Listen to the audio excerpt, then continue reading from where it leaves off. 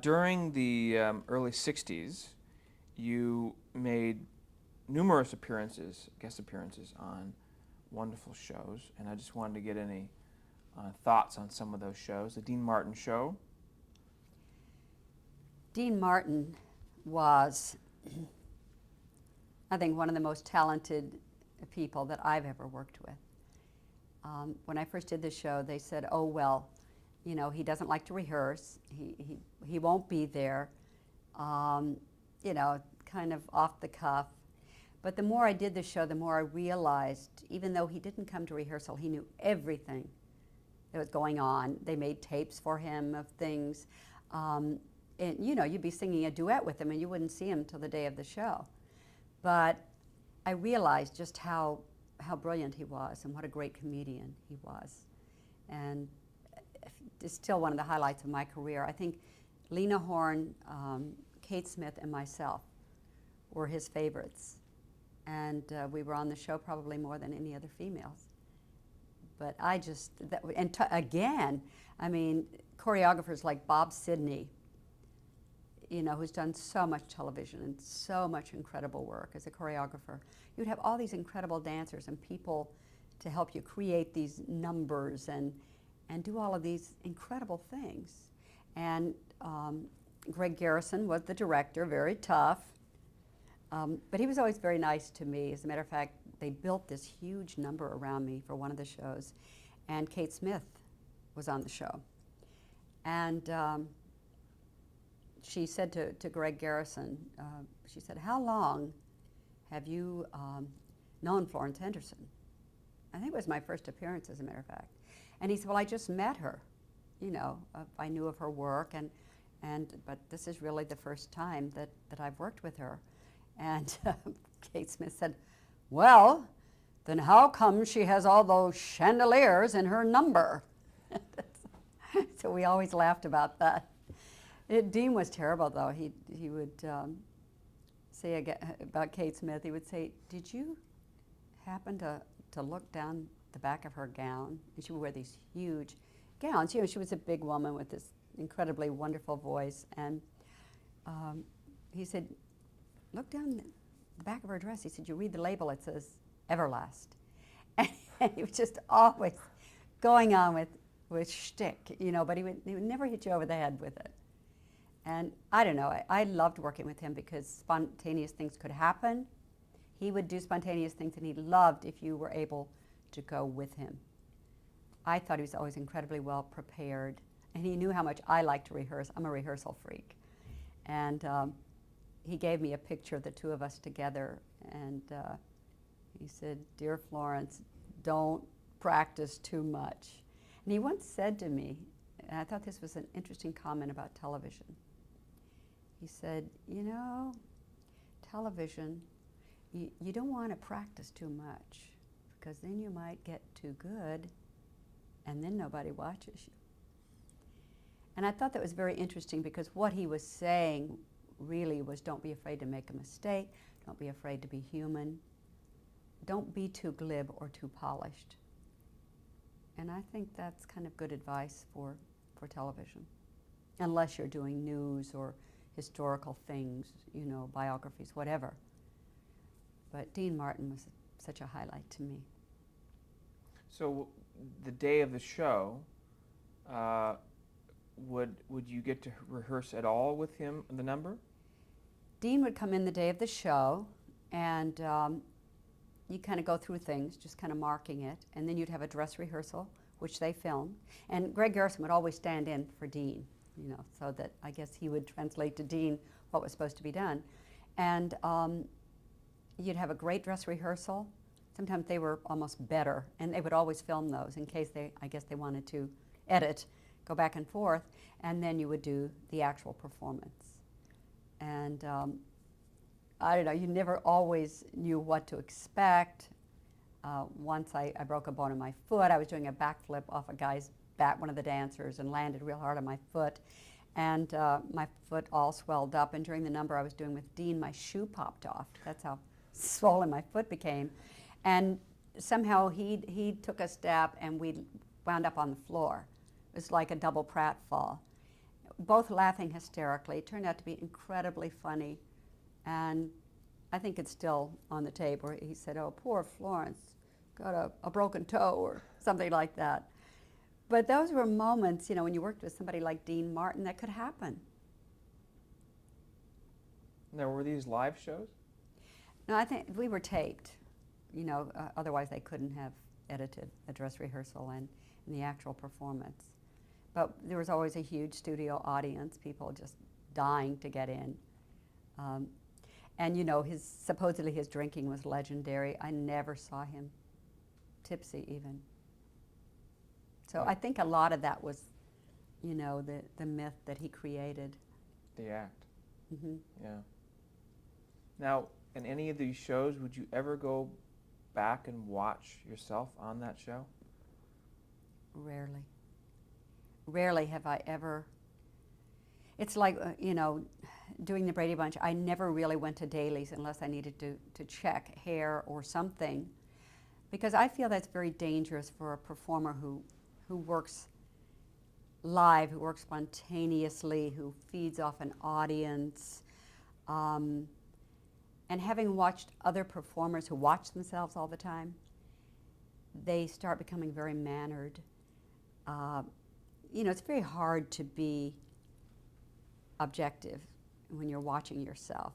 I'm always very hard on myself. I'm my harshest critic. And, you start looking at things like your hair.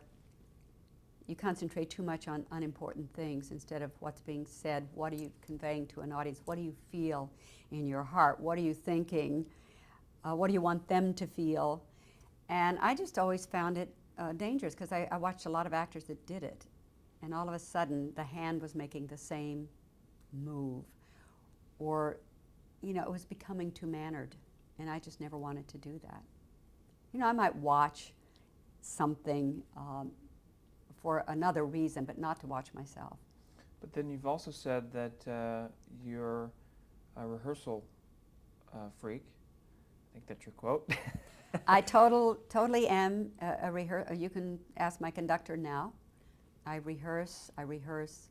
But don't you get in the habit to the point where you could endanger yourself as far as being mannered or being structured in the performance? Or is it working to a point where you deliver the performance and once it's done, it's done? Now what happens, at least for me, being very knowledgeable about my material, knowing what I'm doing, gives me tremendous freedom on stage, because I know that I know the basic things. So as something spontaneous happens, I'm totally able to go with it. No, I think it gives you, structure gives you tremendous freedom. Oddly enough, I know that sounds like a dichotomy or a paradox, but for me, that's how it works. If I know my material extremely well, if I'm prepared, if I'm working with other actors, if I know what I'm supposed to be doing, if something happens, you can't throw me. That's how comfortable I feel. If I don't know what I'm doing up there, and I'm just trying to wing it, to me, that's the most uncomfortable feeling in the world. And I think that goes back to my theater training, to my childhood training. It was just, when you do something, you care enough about it to try to be good at it. Other shows that you appeared on in the early 60s, the Jackie Gleason show, any memories from that show? Well, Jackie Gleason, again, a television genius. It was obvious to me that he was writing it, really directing it, although there were other people there doing those jobs. He just had so much to say about it. I think it was his baby, his ideas. Very, very sweet to me, very generous. But you could see that this mind was just thinking and working and just jumping ahead. And I don't think he was the most happy person either. I didn't get that feeling from him. I felt here again was an incredibly complex man who had a real genius. And you appeared as a guest singing or Yes, doing? I was a guest. I sang, but I did a little sketch, not a whole lot. But for me, I'm the biggest fan in the world. When I get to work with somebody that I admire, It's really amazing to me because I am kind of in awe. And I've been blessed to work with some of the greats in this business. And I am a huge fan. It's good to hear. Jonathan Winter's show? Well, Jonathan is so unique. I mean, one of the most creative minds. He just goes, you know. He has, if you've been around Jonathan, we used to do Hollywood Squares together too. And you'd sit next to Jonathan, and in every commercial break, you know, yes, and then we're on the front line, the Civil War, and he's just doing a whole routine for himself. Just not that the audience could really hear it, and brilliant, just so hilarious, creating all these characters, but it's like he's always doing a stream of consciousness, Jonathan. It's just amazing. And, you know, I think he's suffered a lot in his life, been able to pull his life together and make his adjustments and decide what he wanted out of life. But you can ask anyone in this business. He is so respected, and I don't know anyone quite like Jonathan Winters. One of a kind. Absolutely one of a kind. Talk about some of your game show appearances. Which shows did you appear? What shows did you enjoy? And why did you like doing those kind of shows?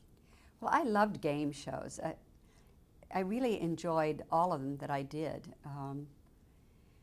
I think, let's see, the dating game, To Tell the Truth, I've Got a Secret, Password, on and I think I did them all. Dictionary game? Yes. Match game? Yeah, all of those. I think the ones that stand out for me, Password. That was always so much fun. There was another celebrity. You know, it was the challenge of coming up with the words, having people try to read your mind, you know, try to psychically transmit what you were trying to say with this word. And sometimes it worked. It was always the most amazing thing. I always loved word games, that kind of thing. Another standout, I loved Alan Ludden. I thought he was a wonderful host. And I was pregnant with my third child on one of the Password shows, and I went into labor on the show. And I, at one point, said to Alan, don't get nervous, but I am kind of, you know, in the early stages of labor. And he was like, oh, I mean, I thought he was going to have a heart attack. But, of course, those memories stand out, and what fun they were. You know, I was thinking, you know, the other day, hearing the sad news about Wilt Chamberlain. I remember playing with him, playing opposite Carol Burnett, you know, all these people. It was just a fun show to do, Hollywood Squares. You know, that was a family event when you did that show. You would do 5 shows in a day. You would do 3 shows, break for dinner. Everybody would visit.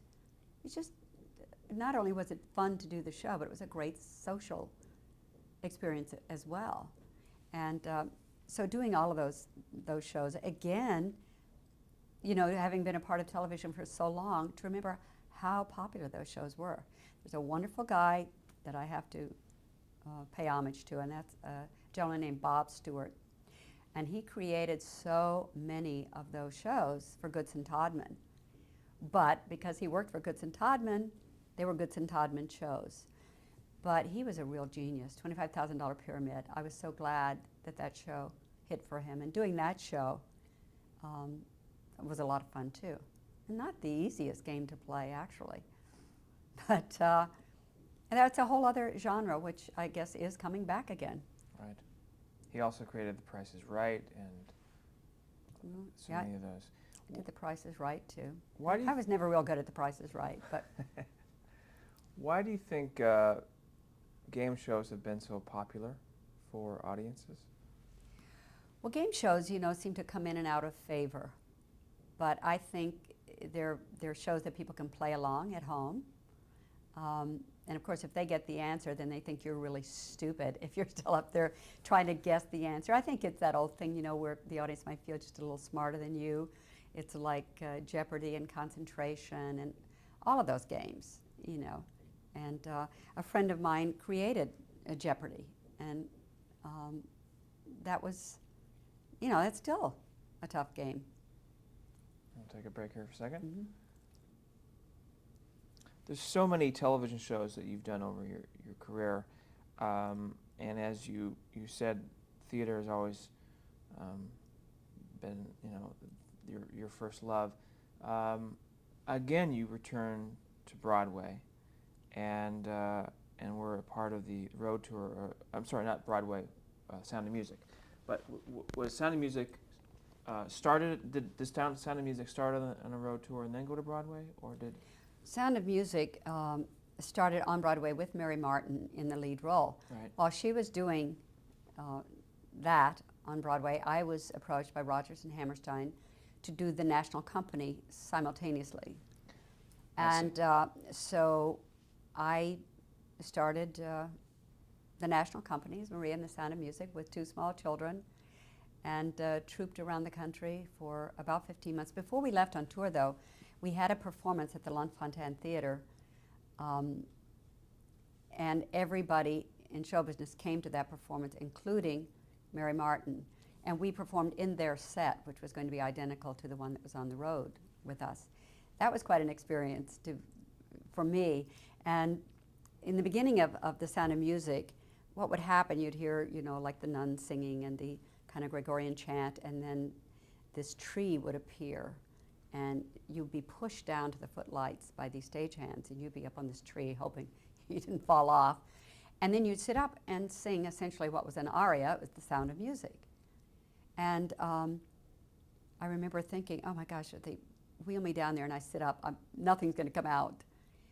But after the performance, Mary Martin came backstage. She said, you know, I always hated that so much. I thought it must look silly, and, you know, just to sit up and start singing at the top of your lungs. But she said, after tonight, she said, it was such a beautiful moment. And she said, I will love it from now on. And I thought that was pretty neat, coming from Mary Martin. Wow. Mary Martin was my Broadway idol, and one of the first things I ever saw was Peter Pan with Mary Martin. And when she flew through that window and made her entrance with this incredible voice that totally filled the theater, and this presence, I just, you know, I fell madly in love with her and just remain in love with her, still love her. So how was it touring with that show? It was tough because, again, it was a huge role for a woman. There were 16 quick changes in it. It was just amazing. You were on stage the whole time. But people loved that show so much. It didn't matter what religion you were. The fact that it was, you know, about Benedictine nuns that pretty much raised me. So I really loved doing the part. It didn't matter. It was just that people absolutely loved that show. So it was great fun. We had standing room only every performance for the entire time I was with it. So I loved it. How long did you tour? 15 months. 15 months, all over the United States and Canada. But we did have a long run in Chicago. So we were there for several months at the Schubert. And I won the Sarah Siddons Award there for that performance, which Peter Ustinov gave to me because he had won it the year before. That was pretty exciting. Being recognized for, that was in '62. Mm-hmm. You also starred in The King and I. Yes, this was really a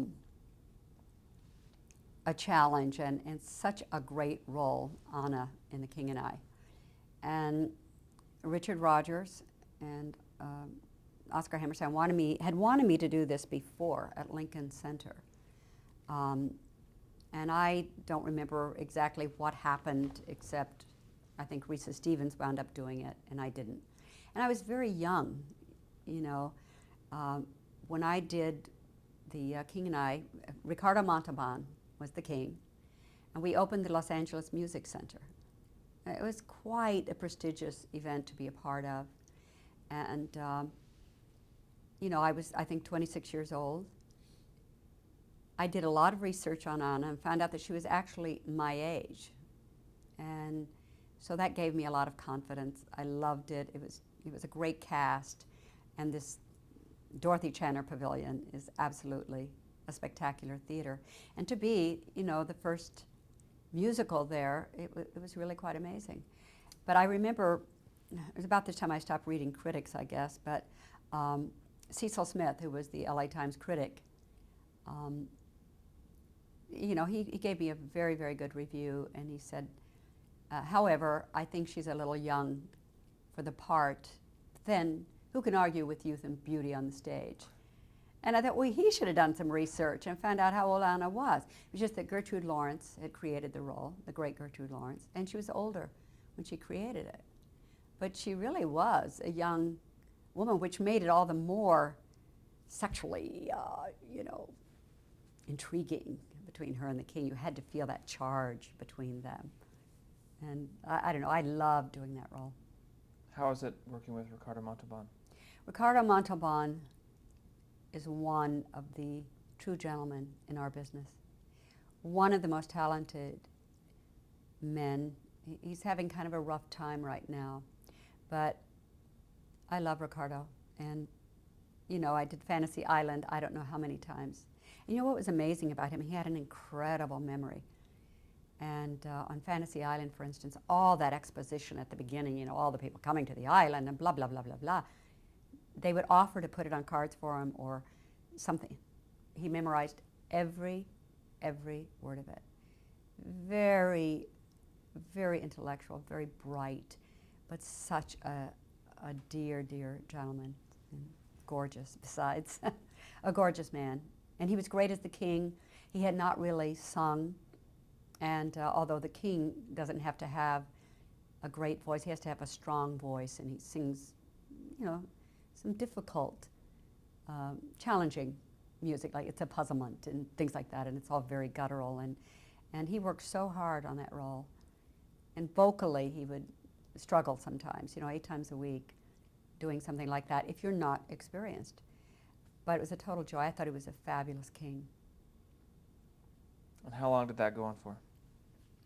We opened the Music Center. We played LA for about 6 weeks, and then we went to San Francisco. And I got pregnant again during this show. And trying to wear those Irene Sheriff gowns, and my costumes had been worn by Deborah Carr in the movie, and they cut them down to fit me. And by the end of that run, I'm going, I wish they hadn't cut these down. It was hard going, you know, and with morning sickness on matinee days, sometimes I'd walk down to the footlights to sing Hello Young Lovers. I wanted to just kind of throw up into the orchestra pit, which, to my credit, I didn't, but I wanted to. I have here, too, that you had the unique opportunity to perform with the New York Mayor John Lindsay for New Faces of 1966. Yes, that was for the all the media, and we did a big musical number, kind of, I guess, poking fun at all the press and all the things that were going on in New York at the time. Gosh, he took it so seriously. But what a gorgeous man John Lindsay was, and you know, I'm just sorry that he never went on to greater things in politics. But he and his wife Mary, they were just, you know, very accessible people, and kind of made politics fun for a lot of people. With all this traveling, the national tour, and then something in Los Angeles, something in New York, what did you call home?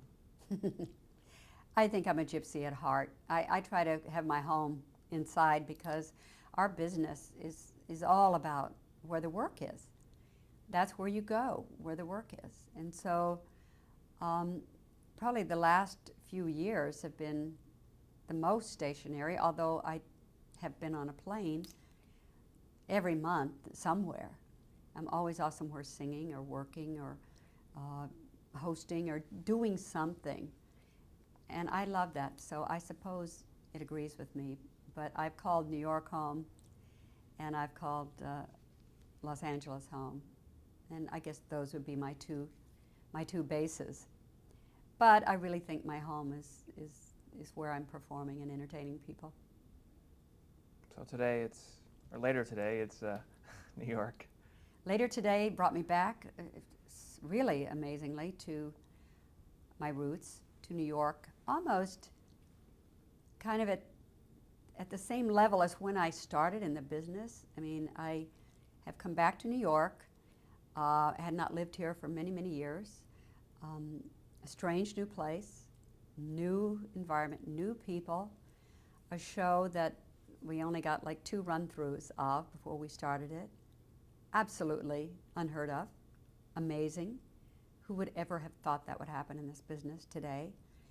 To be a part of NBC, the Today Show family, to be back in there, I just think it's amazing and very exciting. And you know, I really have to thank a young man named Jeff Zucker, who really has kept the Today Show at the forefront for the last 5 years, #1. And it was his idea. And he essentially called me, offered me the job, and I took it. So here I am again, out there, wandering, gypsy in my soul. Well, let's take you back a few years. 1969, a show called The Brady Bunch came on the air. How were you cast? How did that all begin? I was in California doing a Dean Martin show, and I was supposed to fly to Houston, Texas to appear at the Shamrock Hotel, which was a big place with a supper club where performers, you know, that was one of the big stops you made, was in Houston at the Shamrock Hotel. And my agent called and said, they're doing this new series and they want you to come down to Paramount and read for it. And I said, I don't want to do a series, I live in New York. He said, well, just go down and meet the people. I said, well, I got to catch a plane tonight, you know, to Houston. I open there tomorrow night. So he said, well, they promised they'll get you on the plane. So I go down to Paramount Studios and I meet people that I had no idea who they were, but Sherwood Schwartz, who created the Brady Bunch, John Rich, one of the most known directors in television, Doug Kramer. There were all these people sitting there. And so they met me and they said, well, would you mind coming back later, learning this scene, and doing a screen test for this? I said, no, as long as I make this flight to Houston. Fine. Come back, and we're on the Star Trek set. And they make me up in the Star Trek dressing room. William Shatner was in there. Not overly friendly, I might add, which I have razzed him about many times over the years. But they made me up. I went back and did a screen test, not with Robert Reed, with another actor. And they thanked me very much. I got on my plane, got to Houston later that night. The next day, rehearsed, getting ready to go on stage for the first performance, and I get a call saying they want you to come right back to LA to do the pilot. Oh my gosh. Well, I went to the gentleman who ran the room at the hotel, and I explained what the deal was, and I said, if this show becomes a hit, then I'll come back at the same money and make up this engagement. So they let me out. They got another entertainer. I believe Jerry Vale came and filled in for me. And I went back, did the pilot, thought no more of it, and was appearing at the Persian Room at the Plaza Hotel here in New York. Didn't know there were people in the audience that were thinking about me for a role in the Song of Norway, in the movie. So wound up going to London shortly after that and doing a screen test for the Song of Norway to play Edvard Grieg's wife, Nina. And lo and behold, I got that. So I'm over in Norway, which is something that was supposed to take a few weeks, goes into months. Now the Brady Bunch has been picked up and they're getting ready to start the Brady Bunch. They're screaming for me, you know, to leave the movie. And it was really a chaotic time, and I had to fly back, go right to LA, and they had already shot around me for 6 episodes, and so I had to catch up. I was meeting myself coming and going, you know, for days until I caught up with them. And the rest is TV history. I don't quite understand it, but there you have it. Carol Brady. And we'll pick up on the next tape. Okay.